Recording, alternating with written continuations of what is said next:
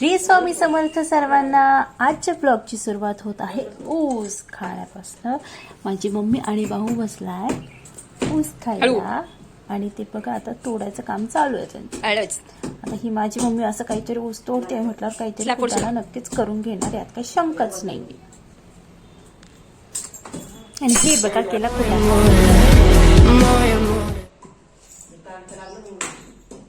लागला ना, तुला कोण कुटाणा करायला लावला. A few minutes later. आता त्याला मार लवकर, तिला मारलं त्यांनी. लवकर मार, लवकर मार. कसं खायचा? दातांनी खायचा. अरे तिचे दात कमजोर आहेत, त्याला बाहेरून आवरण नको येते.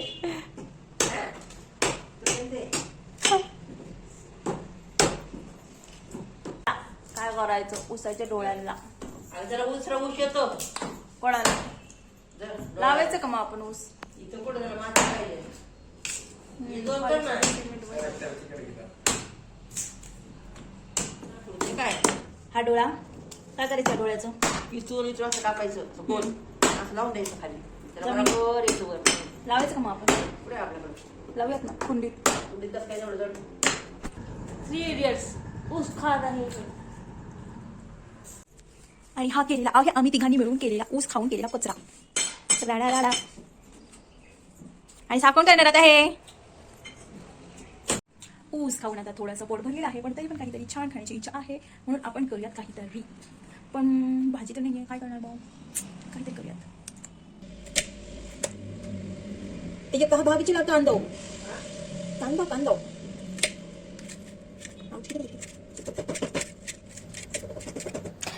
खचखच कांदा कापताना बोट सुरीतनं वाचवली, हाताला चटका लागला तरी मी तवा तापवला. हाताला चटका लागला तरी मी तवा तापवला. हा आहे पावभाजी मसाला आणि धणे आणि प्लस जिंजर आणि आलं लसूण पेस्ट टाकणार आहे मी. कशात? तर मला बेसन पीठ सापडलं, बेसन पीठला टाकलं मग वाटीमध्ये. वाटी टाकल्यानंतर बेसन पीठ बोलले मला की मी एकटं काय करू, मग थोडंसं गव्हाणला पण बोलवलं आणि मग गहू पाहुणं आलं आणि दोघं गप्पा मारत बसलं. आणि त्याच्यानंतर आलं लगेच आपलं रवा पाहुणं आणि ते तिघं गप्पा मारत बसलं. त्यात आलं मध्ये करायला मग कांदा पण टाकलं त्यात. त्यानंतर टाकला पावभाजी मसाला, आलं लसूण पेस्ट, लाल मिरची आणि मस्त मिक्स केलं. त्यांना पाणी टाकून केलं मिक्स. आणि तुम्हाला तर माहिती आहे मिठाशिवाय चव नसते कोणत्या खाण्याला. मग त्यामध्ये टाकलं मीठ, पाणी टाकून करून घेतलं मिक्स. असं थोडं पाणी टाकून असं मिक्स करून घ्यायचं आहे त्याला. आणि हे थोडंसं कोरडं वाटलं मला, मग अजून थोडंसं पाणी टाकलं मी त्यात ऍड केलं आणि परत मिक्स करून घेणार.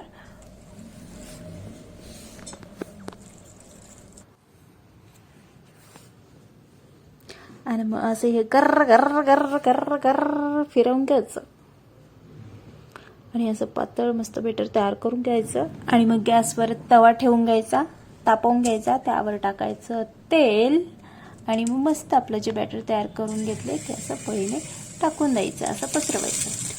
आणि पळीने मग असं पसरवून घ्यायचं नीट व्यवस्थित. अजून जेवढं लागेल तेवढं बॅटर टाकून घ्यायचं आणि मग असं मस्तपैकी पळीनेच असं त्याला सगळीकडे व्यवस्थित पसरवायचं. आणि जे लोक अंड्याची पोळी खातात त्यांना हा पराठा बघून आता अंड्याची पोळी आठवली असेल आणि तोंडाला पाणी सुटलं असेल, पण सॉरी, हा व्हेज आहे सगळं. यात सगळं व्हेज आहे, यात काही नॉनव्हेज नाही आहे. त्यामुळे जर तोंडाला पाणी आलं असेल तर ते गिळून घ्या पटकन गिळून. आणि आपण याला आता ठेवणार आहोत तर झाकून जेणेकरून 2-3 मिनिटाचा वाफेवर त्याला ठेवायचं आहे झाकून. वाफ त्याला चांगले व्यवस्थित बसेपर्यंत. आणि नंतर काढून हे बघा असं किती मस्त येलो कलर आला. त्यात हळद पण टाकली नाही तरी येलो कलर आलेला. छान दिसते बघा माझं पराठा. आणि हे उलट पालट करून घेणार त्याला आपण. आणि त्याला लावायचं आहे तेल. मी तेल लावूस तर आणि माझा पराठा दुसऱ्या बाजूने भाजूस तर तोपर्यंत तुम्ही माझ्या चॅनलला सबस्क्राईब केलं नसेल तर सबस्क्राईब केला, लाईक केलं नसेल व्हिडिओला तर लाईक करा, कमेंट करा आणि प्लीज वॉच करा माझे सगळे व्हिडिओज. हा व्हिडिओ सोडून बाकीचे दुसरे व्हिडिओज पण बघा.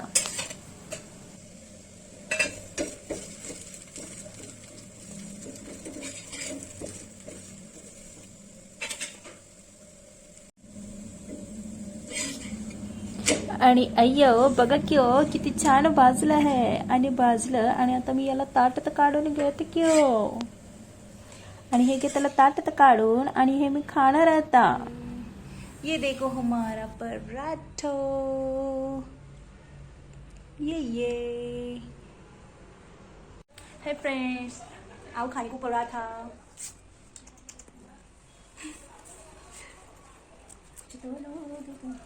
इसको ऐसा आपण का नावली ना दोन पुढे असं घ्यायचं, असं चटणी घ्यायचं आणि असं मस्त पैकी खायचं.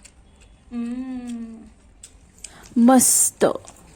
तुम्ही पण असं बनवा आणि करून खा. आणि आजच्या ब्लॉगमध्ये एवढंच. भेटूया पुढच्या ब्लॉगमध्ये. तोपर्यंत श्री स्वामी समर्थ.